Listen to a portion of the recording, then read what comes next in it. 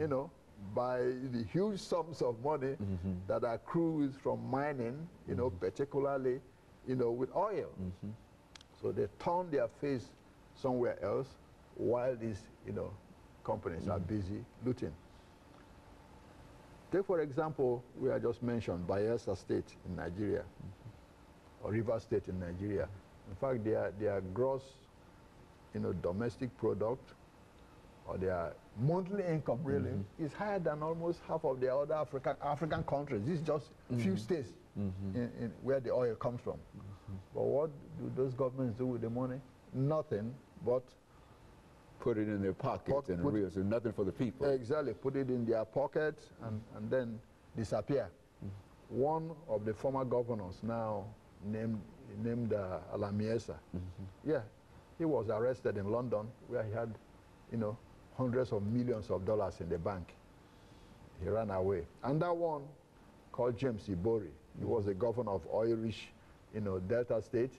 He's still in London now in jail for stealing, you know, hundreds of millions of dollars, you know, for himself. There was no end to their greed. Is that what, I mean, there's no appropriate kind of stealing that they do. They want it all. Is that exactly.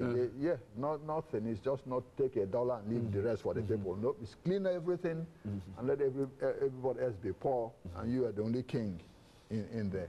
That's part of the problem. And even people in Africa and Nigeria understand that if the politicians are not in cahoot with these mining companies, they cannot get away with what they are doing, you see. So whenever they come in and they're in cahoot with the government, then they're empowered to keep, you know, polluting and not being accountable, you know.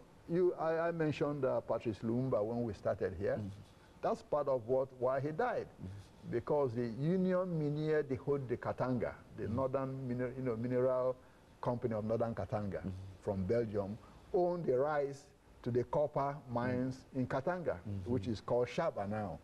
And obviously Lumumba was going to nationalize, you know, the copper mines and all that. So they knew that, and the only way to deal with it is to get rid of him early, so that they could keep, you know, the right to mine and pollute and do whatever they want. So outright assassination and killing anybody who might talk about reform or anything is one of the things that generally happen to any kind of there are no reformers in reference to some of these issues. Is that what we're saying? That's correct, because a lot of these oil companies and mining companies have a lot of money to buy off some of the greedy politicians who do not anyway have the interests of their people at heart. You know, some things that they could not do in this country or any other part of the world, where you have to account to the people for whatever you do. Well, Dr. Madu, last minute we have here. Is there a solution to this? It seems that there's no solution to this kind of issue, is there?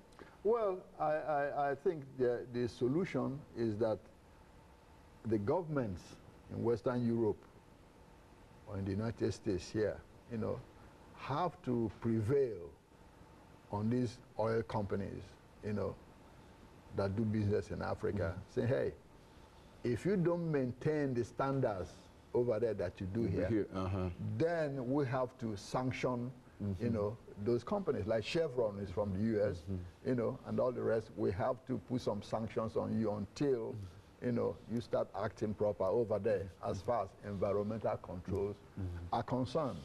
Well, that seems to be such a long shot, and so many people would suffer between now and then that it's a very, very discouraging kind of situation. And I think that oftentimes we talk about Africa really coming back from some real problems, but there's still some real problems in Africa. Is that right?